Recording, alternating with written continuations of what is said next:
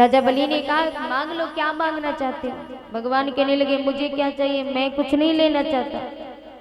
राजा बलि ने कहा नहीं, आपको मांगना ही होगा। मेरे दरवाजे पर जो भी आता है हम उसे खाली हाथ नहीं भेजते, मांग लो।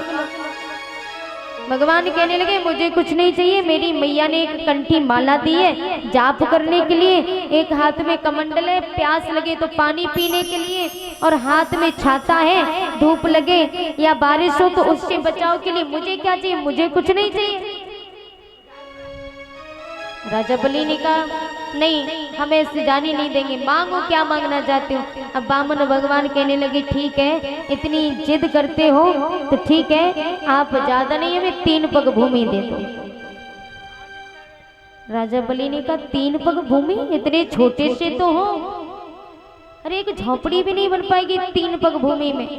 बोले इससे आपको क्या मतलब, बस हमें 3 पग भूमि दे दो। बोले ठीक है, ऐसे नहीं, पहले संकल्प करना होगा, उसके बाद 3 पग भूमि लेंगे।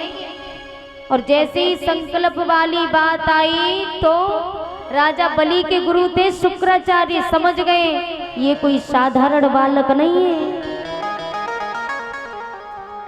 अंतर दृष्टि से देखा तो साक्षात विष्णु भगवान है।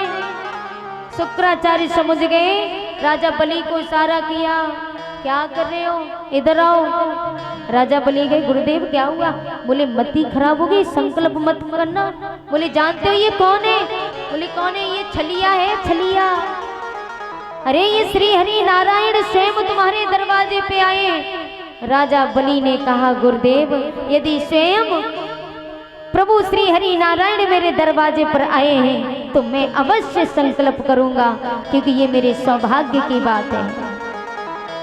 शुक्राचार्य ने बहुत समझाया, राजा बलि को नहीं समझ में आया। भगवान संकल्प करवाने लगे तो भगवान ने अपनी सुराई से जैसे ही राजा बलि के हाथ में पानी डालने लगे अंजलि में संकल्प के लिए, तो गुरु शुक्राचार्य ततैया बन के सोने की सुराई में बैठ गए। और जैसे ही उसमें बैठे, अब जल नहीं निकल रहा, क्योंकि शुक्राचार्य ततैया बन के जल को रोके ताकि संकल्प ना हो पाए। भगवान ने कहा शायद इसमें कूड़ा करकट अटक गया है, तो भगवान ने एक सीख ली और जैसे ही उस सागर की नोक में सीख डाली तो शुक्राचार्य की आंख फूट गई और निकल करके बाहर आए, आंख से रक्त चल रहा है। शुक्राचार्य कहने लगे प्रभु लेत है कोई, देत है कोई, और आंख शुक्र ने व्यर्थ में खोई। अब तो राजा बलि संकल्प कर रहे हैं, अंजलि में जल ले लिया, संकल्प कर दिया। और जैसे ही संकल्प किया तो भगवान ने विराट रूप धारण कर लिया। इतना विशाल रूप धारण किया भगवान ने कि राजा बलि भगवान के अंगूठे तक आ रहे थे, इतने छोटे लग रहे थे। राजा बलि ने कहा प्रभु ये तो सरासर गलत है, ये तो बेईमानी है। बोले आपको क्या मतलब, मेरे पैर में छोटे करूं या बड़े करूं, इससे क्या मतलब आपको। बोले ठीक है। जब भगवान वामन अवतार धारण करके गए, राजा बलि की पत्नी का नाम था विंध्यावली और राजा बलि की एक पुत्री भी थी जिसका नाम था रत्नमाला। तो रत्नमाला ने जैसे ही भगवान को देखा वामन अवतार, तो रत्नमाला ने कहा हो न जाने कितना सुंदर बालक है, मेरा मन कर रहा है काश ये मेरा पुत्र होता और मैं इसे अपने स्तनों का दुग्ध पान कराती। भगवान ने मनी मन में वरदान दे दिया है मस्तु ऐसा ही होगा, लेकिन ये इच्छा तेरी द्वापुर में पूरी होगी। वरदान दे दिया रत्नमाला को। अब भगवान ने जब विराट रूप धारण किया तो पहले पग में पूरी पृथ्वी को नाप लिया, दूसरा पैर उन्होंने आकाश में रखा। ब्रह्मा जी ने कहा ये शुभ मौका है, मैं क्यों गवाऊं। ब्रह्मा जी ने विष्णु भगवान के पैर के नीचे अपना कमंडल लगा दिया और जल जैसे ही डाला विष्णु भगवान के चरण धो करके वो जल जो बचा वो कमंडल में आकर के गिरा उन्हीं जल की गंगा मैया बनी। बोलिए गंगा मैया की। भगवान विष्णु के चरणों से माता गंगा निकली है, लेकिन ब्रह्मा जी ने अपनी पुत्री समझ के अपने पास रखा गंगा मैया को, लेकिन उसका भार सहन शंकर भगवान ने किया। जो शंकर भगवान की चोटी से गंगा मैया निकलती है, उनकी धार निकलती है। क्योंकि भागीरथ ने जब अपने वंश को, जब भरा वंश वीरान हो गया था, तो भागीरथ के जो पूर्वज थे 60,000 पुत्र, उनके चाचा वगैरह ये सब मर गए थे। तो उनके उद्धार के लिए भागीरथ जब गंगा जी लेके आए, तो उस समय गंगा मैया का भार सहन शंकर भगवान ने ही किया था। अगर एकदम छोड़ देते तो सारी सृष्टि का नाश हो जाता। इसलिए पहली धारा निकली तो शंकर भगवान ने अपनी जटाओं में संभाली, तब एक लट खोली है, तब पृथ्वी पर गंगा मैया आई है। बोलिए गंगा मैया की। ब्रह्मा जी ने ये मौका ले लिया। अब एक पैर बचा, एक पैर में पृथ्वी को नाप लिया, दूसरे पैर में आकाश को। अब एक पैर बचा तो भगवान कहने लगे राजा बलि से, बोले कहो महाराज, आप तो कह रहे थे केवल 3 पग भूमि, इससे क्या होगा? अब 3 पग भूमि भी मेरी पूरी नहीं हो पा रही, अब कहां दोगे? तो राजा बलि ने सर झुका लिया, कहा प्रभु एक बात बताओ, दान बड़ा होता है कि दानी बड़ा होता है? भगवान ने कहा दानी बड़ा होता है, दान करने वाला बड़ा होता है, दान बड़ा नहीं होता। तो राजा बलि ने अपना सर झुका दिया, कहा भगवान ये पैर अपना मेरे सर पे रख दो। भगवान ने तीसरा पैर राजा बलि के मस्तक पे रखा, तो भगवान बड़े प्रसन्न हो गए राजा बलि से। अब जो राजा बलि की पुत्री रत्नमाला खड़ी, उसको क्रोध आ गया, कहने लगी कि ये बालक बहुत बेकार है, इसने मेरे पिता का सब कुछ लूट लिया, मेरा मन करता है कि मैं इसके प्राणों को छीन लूं।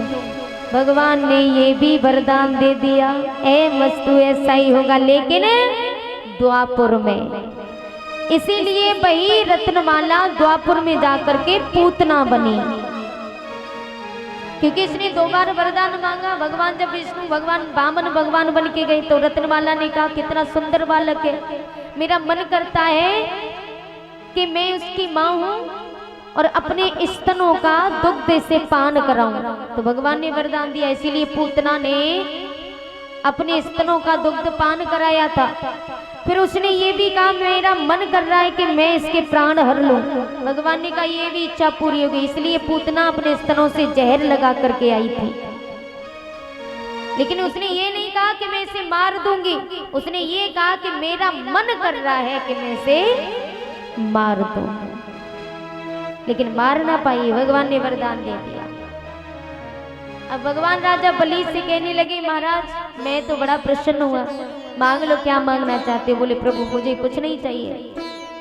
तो भगवान ने राजा बलि को सुतल लोक दिया, सुतल लोक दिया। अब राजा बलि कहने लगे प्रभु अब मैं मांगूंगा, मांगो। राजा बलि कहने लगे जो आपने मुझे सुतल लोक दिया उसमें 52 दरवाजे होंगे, क्योंकि आप 52 अवतार धारण करके आए हो, तो उसमें 52 ही दरवाजे होंगे, और मैं जिस दरवाजे से निकलूं आप मुझे हर दरवाजे पर खड़े मिले रहने चाहिए, पहरेदार बन के। भगवान ने कहा अब फंसे, आए थे हरि ठगन को आप ही ठग चले। भगवान ने कहा अब फंस गए। बोले ठीक है दिया। अब राजा बलि ने 52 दरवाजे बनवाए सुतल लोक में।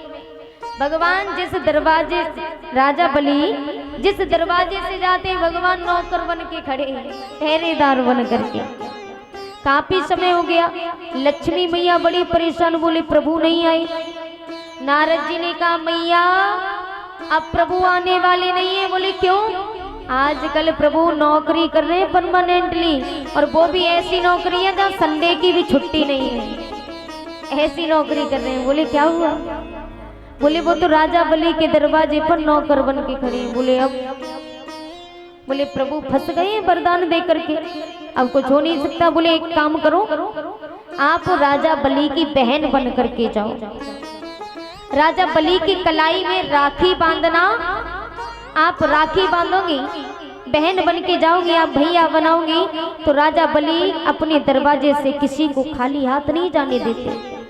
तो वो कहेंगे वरदान मांग लो, तो आप तभी प्रभु को मांग लेना। मैया ने कहा ठीक है। माता लक्ष्मी गई और जा करके राखी लेकर के गई। कहा राजा बलि से, भैया तेरी बहन आई है,